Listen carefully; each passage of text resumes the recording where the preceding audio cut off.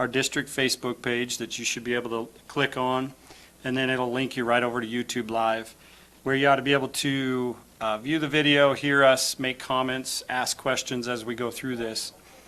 I would ask for a little bit of help if you have others in the community that you know are trying to find it. Please refer them to the Facebook page to find the link that'll take them over to YouTube Live.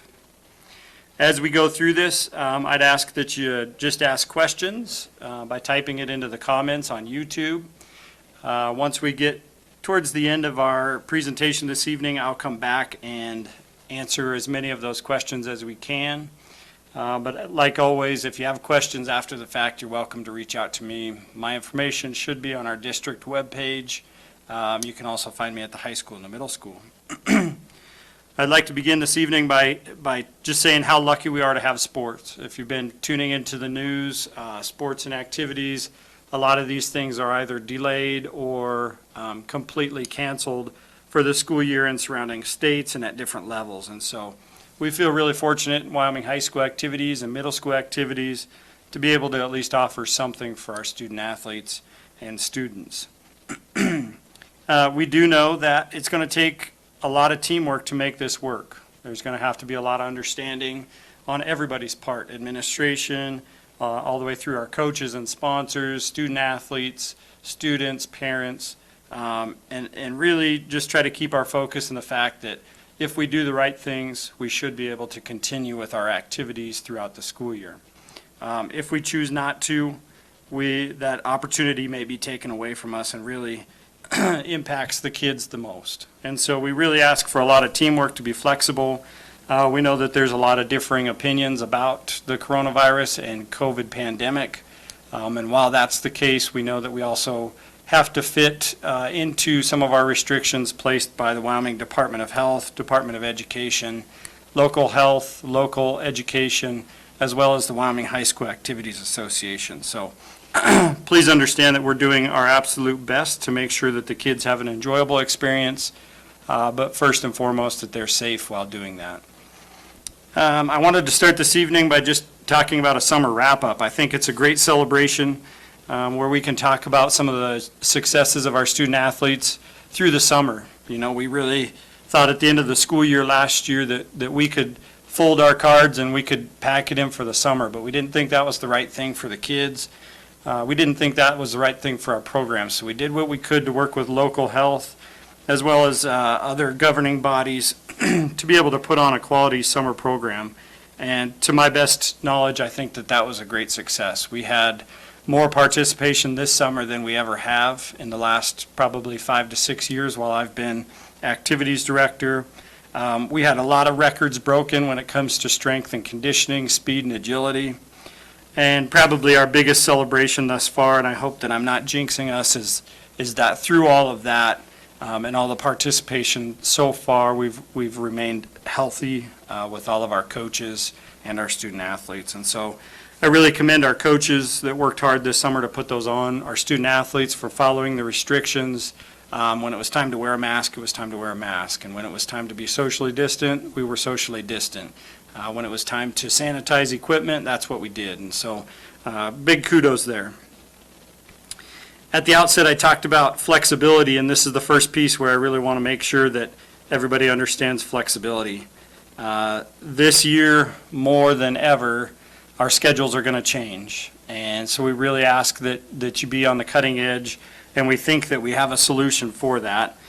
Just like last year, all of our activities schedules are posted on our district web page, and that's hotsprings1.org. We've placed that link in the comment section on YouTube Live for you to access. You should be able to go there, hover over the activities portion, and find all of the activities schedules for the year. I do want you to know that those are constantly changing and will continue to change, and so I really, really urge you to check back at hotsprings1.org frequently, maybe even daily, to make sure that those events are still a go. If you have specific schedules that that your student athlete participates in, maybe it's freshman volleyball, you can go to that schedule and you can add that calendar to your calendar, and you can also set that up to where when I make a change, to a schedule, it alerts you right away. And I really encourage everyone to do that, to stay on the front line. Things are going to constantly change. We just did a rescheduling meeting for both the high school and the middle school for fall sports only. And so those schedules that were out there from last November till now changed last minute. And so there's a new schedule out there. Be sure you check on that. I do expect that our winter sports will also be changing soon, as just like our fall sports. I'm kind of anticipating the end of September through mid-October, you should see those changes for winter sports. So please do what you can to check back to hotsprings1.org for the schedules, and subscribe to those calendars if that's of interest to you. A couple of housekeeping items that we have to cover. First off, I know that we've had some practices already, but we really need to stress the physical portion. It seems like each year some of the kids are missing their physicals for their first practice, and we can't allow them to partake in practice without an up-to-date and cleared physical. So please be sure you get that done. The practices that they sit out of because they don't have a physical do not count to their required amount of practices before a competition. So it's really important that we get that in. I know Coach Hill this morning at volleyball practice stated we have 10 practices before, or 10 practice days, prior to our first contest. If a student athlete were to have missed all of today, they've got to make all 9 of the remaining practice days in order to be a part of those first contests. So physicals are very important. The other piece that's super important is our online registration. I know that a alert now, an all call went out yesterday stating the online registration, and that's super critical for sports and activities as well. We have most of our forms on that digital platform through the online registration with PowerSchool. Student athletes must complete that in order to participate in the first contest. You'll see forms such as a WHSAA waiver, our alcohol, tobacco, and drug form, and others that are super important to their participation. So physicals prior to practice, online registration prior to contests. An additional piece this year that we're requiring prior to contest is the coronavirus COVID-19 informed consent. That form was sent out via snail mail, if you will, to everyone in the district. If you did not receive one of those, we will have extras that can go home from practices, but we really need everyone to understand that participating in activities this year is a heightened risk of contracting COVID-19. So if you're understanding of that, we'd ask that you sign that form and send it back with your student athletes.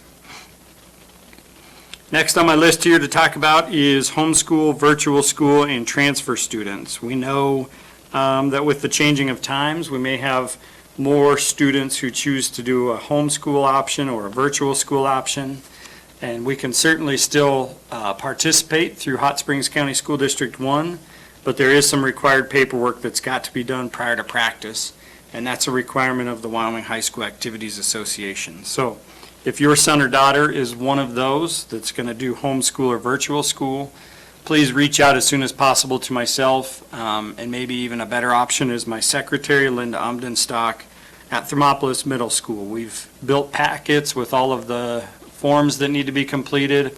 We can give you the forms to send to the Wyoming High School Activities Association and really just get that done efficiently. So reach out to us if you're a homeschool or virtual school candidate. We also know that surrounding states, we may have quite a few transfers coming in this year, and transfers pose the same situation for us. We really need to track that and make sure that everyone's eligible to participate. There are some different rules depending on which state we're coming from that have to fit the Wyoming High School Activities Association mold, if you will, for transfer students. And that rule is in place really to not allow student athletes to bounce from school district to school district to get a competitive advantage. While I know that's not the case this go round, we still have to fit that mold. So transfer students, virtual students, and homeschool students really need to reach out as soon as possible so that we can give them clearance to participate. As we do every year, we have additional insurance available for those that need it.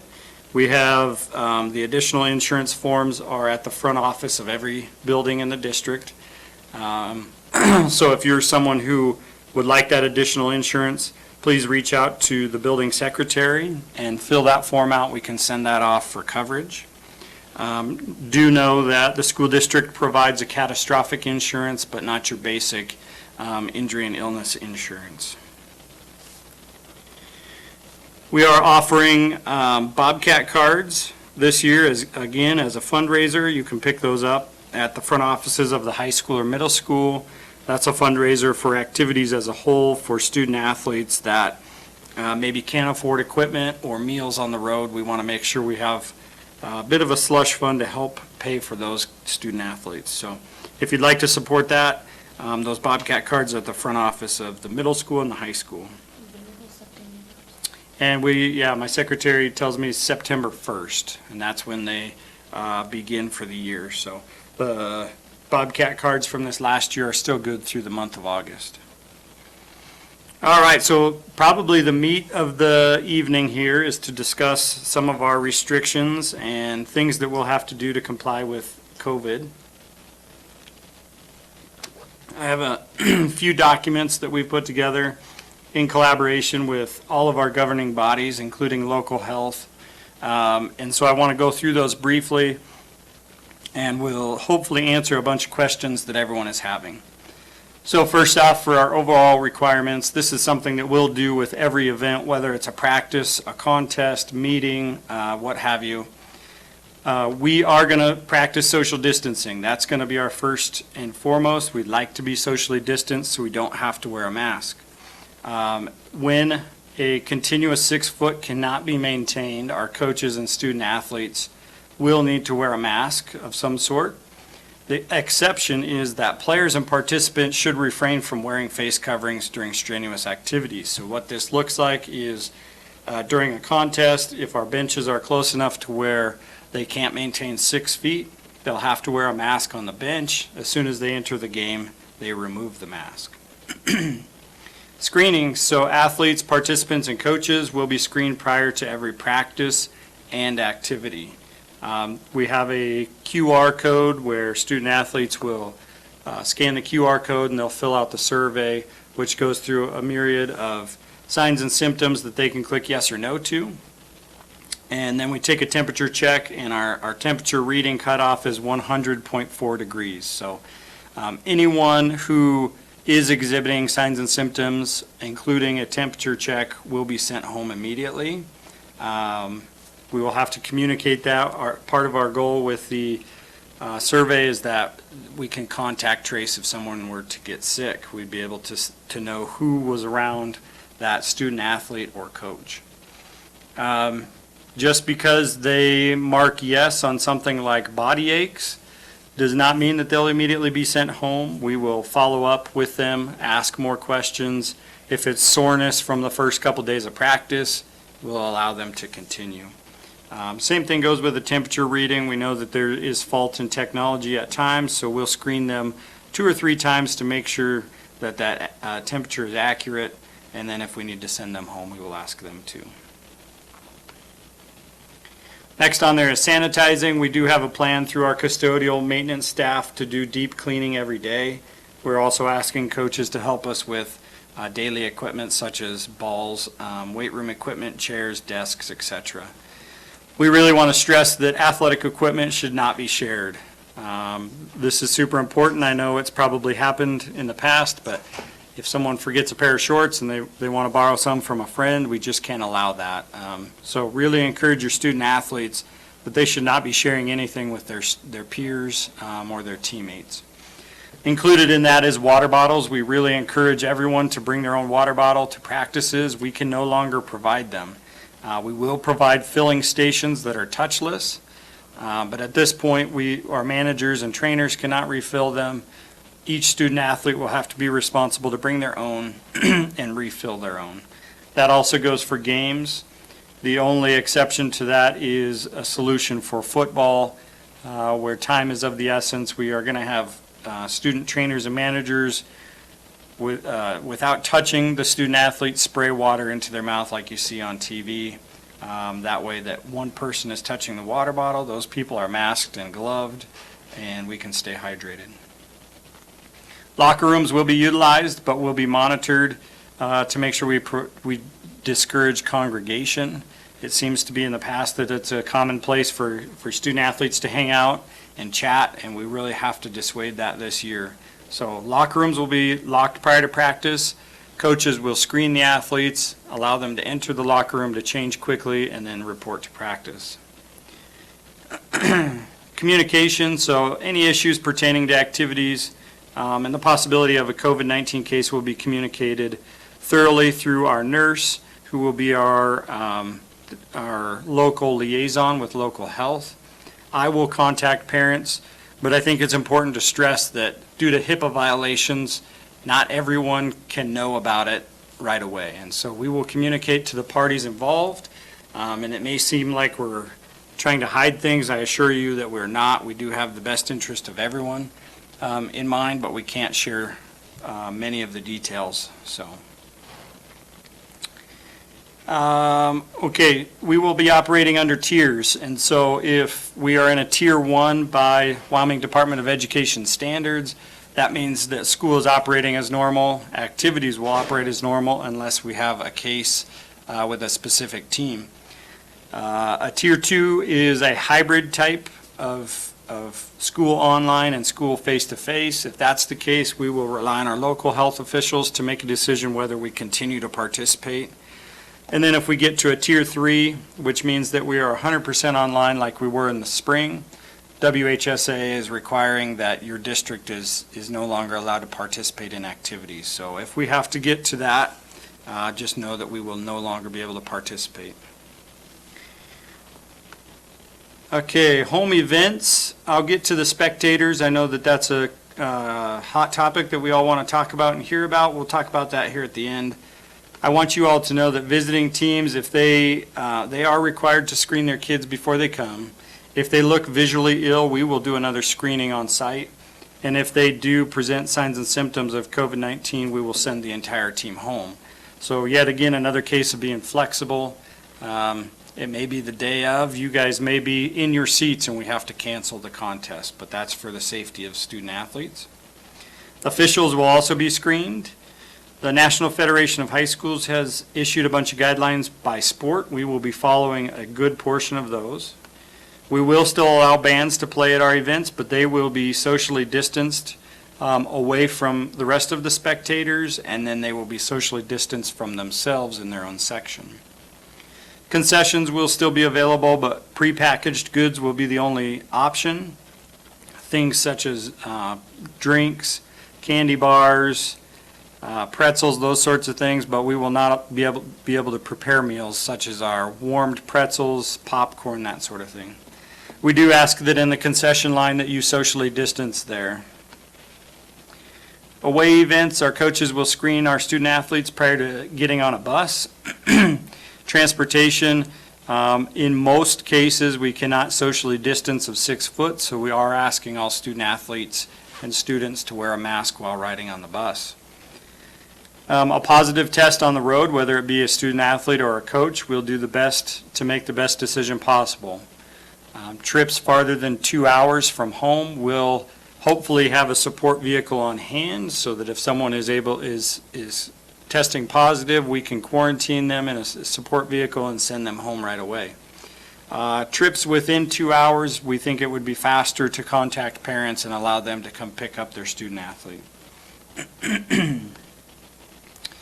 Away events for meals. Meals are a difficult situation. We're asking our teams not to enter any eating establishments, but rather try to order and have meals sent to the bus. We know that this presents some issues as far as being able to safely eat around one another. We know that while the weather is nice, we'll be able to eat outside. We may have to get creative once the weather turns to cold. We're asking that pre-made goodie bags are not brought at this time. We ask that student athletes only bring their own food and we don't share. Hotels, we've really done what we can to cut down the amount of overnight stays, but there are going to be some where we do have to stay overnight. We will have no more than 2 individuals to a room, so that individuals can have their own beds. The only exception would be is if we have multiple members from the same household. If there was 3 siblings together, they could share a room. We also discourage at the hotels that on-site amenities such as pools, workout rooms, etc., not be used. We're basically checking in to do just that, stay the night, wake up, and then return to our contest or return home. Okay, if we jump over now to spectators, we do feel very fortunate that we are going to be able to allow spectators in, but it's going to look a lot different than it has in years past. We've really tried to refrain from charging spectators any entry fees and limiting in any way. This year we're going to have to limit in order to fit the restrictions by the Wyoming Department of Health. So currently we will set up a will call system for our home events as well as our away events. We're going to ask that our coaches develop a guest list, if you will, for every student athlete to bring 5 household family members. Our hope is that we can develop this list. Student athletes can list out their 5 household family members. We'll give that to our ticket takers at every event, and as you come in, they will check you off the list. Along with the checking in process, you'll have to go through a brief screening where they ask you questions about knowing the common signs and symptoms for coronavirus, whether you exhibit any of that, and that you understand you're entering at your own risk. If you're not on that household list, we will not be able to allow you to enter. We've set the number to be able to be sure we can fit the amount of spectators that each venue will hold. We know that each venue is a little bit different, but we want to make sure that our numbers are at a place where we can socially distance and we don't have to require a mask. And so that's where our decision lies for the number. We hope that the majority of household families can allow 5 family members. If that's not the case, if there's any exceptions, we'd ask that you contact myself and your building principal to get an exception. Exceptions may look like grandma and grandpa. While they're not in our household per se, maybe we'd like them to be a part of it. We'll take that into consideration, and if it allows and it fits the bill, we certainly could allow that. We will also allow our student body to attend, but our student body is going to be required to wear a mask. So that's the only population that we're requiring a mask. We know that social distancing can be hard in that setting, so we ask our student athletes to wear a mask. Away events pose a little larger variance. At this time, there's not a standard for each school district. Every school district is being allowed to handle spectators however they'd like. In our district, we're going to allow family members from the other school also to come in. They'll check in. They'll go through the same screening process. To give you an example, some districts are considering not allowing spectators from the other schools. Some are requiring that everyone wears masks. And we're going to do the best we can to communicate, but please be patient with us in the fact that that can be tough to work with every single event. We do know that the 3A East, so this would involve our volleyball team, both basketball teams, and track teams. The 3A East activities directors have confirmed that we will allow up to 75 spectators from the opposing school. Whether they do a will call system like we're going to do is up to be determined. They may just have a list and the first 75 get in. I'm not quite sure. So please be checking before you travel long distances as to whether you'll be able to enter the event or not. Definitely please plan to be screened at every event. We have to contact trace everyone if someone tests positive, so we really ask that you enter through the main school entrance, not through the side doors like is often happening. Please check in so that if someone tests positive at one of our events, we're able to contact trace.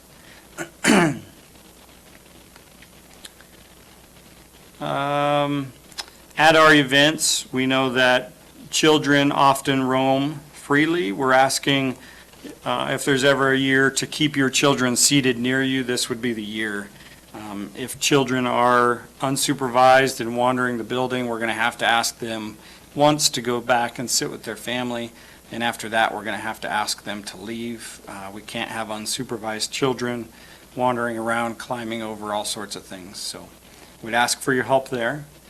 Congregation at all the events is discouraged as well. We ask that if you're at an event, probably the only things would be to get up to use the restroom or to the concession stand.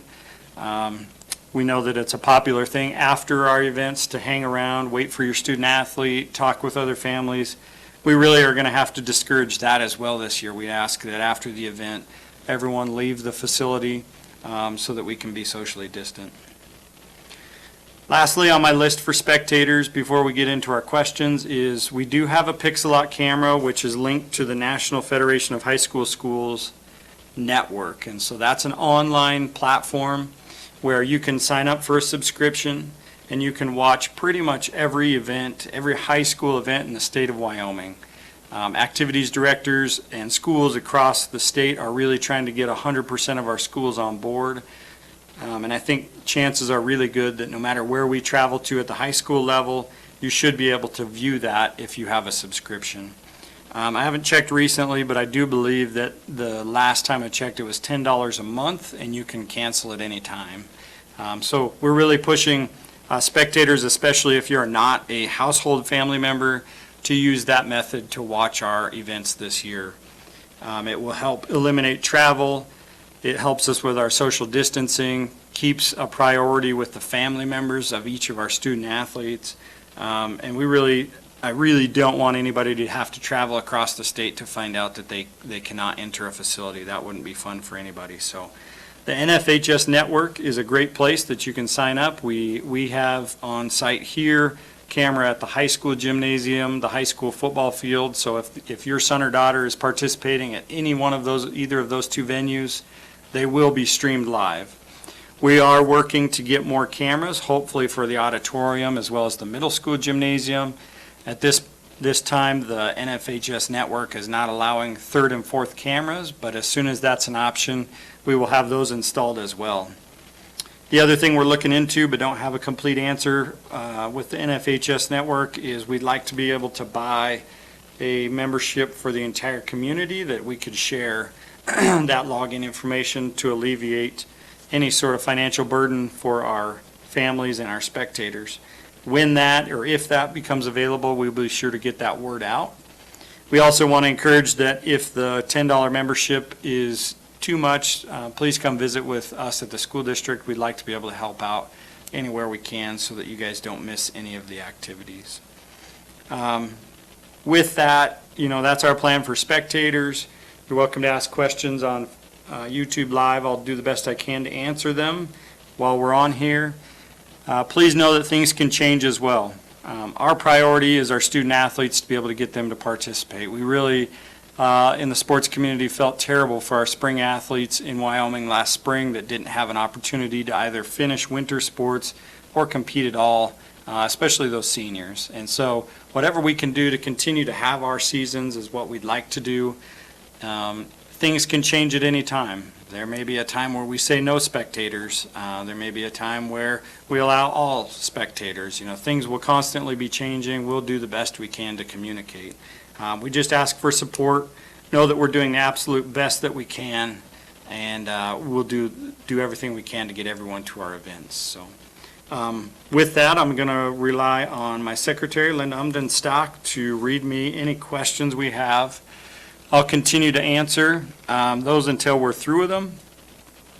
I also want everybody to know that this will be archived on our YouTube channel as well as our Facebook page for reference at a later date. Okay. First question concerning the screening of a student. What if the student does not have a device to scan the code? Oh, okay. Good question there. So the question was if the student doesn't have a cell phone to screen the QR code, each of the coaches has access on their laptop computer to be able to manually enter that.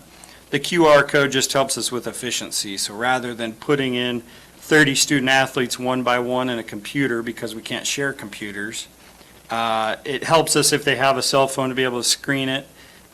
They will enter all of their questions, and then a coach will review the answers. So if they mark yes to a fever of more than 100.4, we'll do the follow-up questioning to be able to determine. So it's a good question. The QR code, we do not require that they bring their own device. It just helps with efficiency if they do.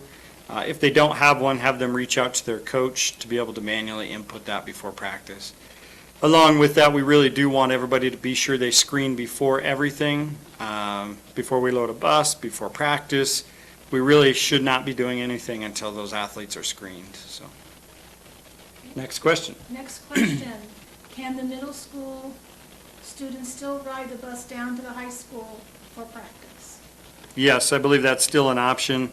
The only difference is they'll have to wear a mask because the 6 foot of social distancing cannot happen. So our student athletes that go from the middle school to the high school on our transportation system will just need to wear a mask, and I believe our transportation department will have additional masks available if they don't have their own. Along with that, that brings another good point. We encourage kids to bring their own masks from home. The cloth masks are great. We will have additional masks available if need be. Look like some parents are having trouble registering for school. There's not a separate registration for sports. They go under registering for school, and we'll see under school forms all of the things they need to answer. Yes, that's correct. So if you go to hotsprings1.org and do the online registration, every student athlete will have all of the required forms available to them to sign off on. Again, you do have to do it every single year. So if we did it in 2019 and 20, we do have to re-up it, but that process should be much shorter this go-round. But yes, everyone should do it, and those forms are available to everyone who registers at the middle school and the high school level. Other questions? I have a few coming in on my... Where do we give the household information for spectators to? Okay, so the student athlete will just develop that list with a coach. So each coach for each sport will have a list, say John Doe, and then John Doe will tell the coach, here's our 5 household family members. We do want to keep that as consistent as possible. So when they give them the list, we develop that list. That's going to be the list for the year, barring any unusual circumstances. We just have so many events every week between middle school and high school, JV, varsity, freshman, 7th grade, 8th grade, A, B, what have you. It's really hard to change those lists and get the right list out. So we're encouraging our coaches to develop that initial list, and that's the list we will use going forward. We will have them develop a home guest list as well as an away guest list, and that away guest list is obviously going to be smaller, maybe 2 to 3 family members rather than the 5 or 6 that we will allow here. Did you talk about when will the parents know if they've been approved to go? Is there a problem? So you can pretty well assure that if you're a household family member, if you live in the household with your student athlete, you will be allowed to go. We will let the kids see their list, obviously, and they should be in communication with those family members, is our hope. We do know that we will have the list at every venue. And so if, like our first home event is freshman JV and varsity volleyball, when you arrive at the high school through the front entry, our ticket takers will have that list and they'll be able to mark you off. So we do like the fact that at least for volleyball, our first event is at home so that we can check that list. That's all the questions that I can see. Okay. I'll hang out just a few more minutes if anyone else has questions. Just checking my cell phone here. Doesn't look like we have any other questions there. Really encourage you, if you'd like, if you have questions after tonight, always feel free to reach out via email, phone call, text message, what have you. I want to be able to answer questions the best I can. We'll be as transparent as absolute possible. To make sure that this is enjoyable for as many as possible. So, anything else? Okay. I really appreciate your time. Thank you for your patience at the beginning of the meeting. Hopefully, I've answered quite a few questions that the community has. We will be posting a Independent Record article that explains our spectator policy, so you can find that there, hopefully this week in the Independent Record. And then we will work with our tech department as well to be able to publish some of these documents on our hotsprings1.org website for further reference. So, Just got two quick questions. okay, a couple more questions. What time does middle school football practice end? Okay, middle school practices, I know has been a confusion. We initially had it on the 17th as a start date. We bumped that back to the 19th, just looking at our first contest dates. This will allow the kids to go to school for the first day. Their practices are always going to be right after school unless otherwise stated by the coach. Oftentimes Fridays, they do morning practices. Typically, our practices you can figure to be 2 hours in length. Wednesdays, the student athletes need to be out of the building by 6:15, no later than 6:15. So with school ending about 3:45, 3:55 at each building, you can expect practices to last until about 6:15 each night. So if you're not a family member, you don't get to be a spectator? If you're not an immediate household family member, that is correct. There will be some exceptions that will be considered. We know that there's some extenuating circumstances for some student athletes. We encourage you to submit that request to us. We will consider all, but we can't guarantee that everyone will get to participate. We really, first and foremost, when we looked at our restrictions, we really wanted to cater to the student athlete, be sure they had a season safely, be sure that our coaches were safe in what they were doing, and then also allow as many spectators as possible. I really hesitate to allow too many. We don't want to get in any sort of trouble with our local or state health. We don't want things to be shut down, and so, as bad as it sounds, and I hate putting it out there like that, but outside of family members, we really hope that this might be the year that we can do the NFHS network and other venues to be able to watch the games. All right, that looks like that's all for our questions. Like I say, reach out to me at any point if you have further questions. Again, we appreciate you tuning in this evening. Really helps us to send our message out and get things done efficiently. We look forward to another great year of sports and activities and appreciate all of your support. Have a good night.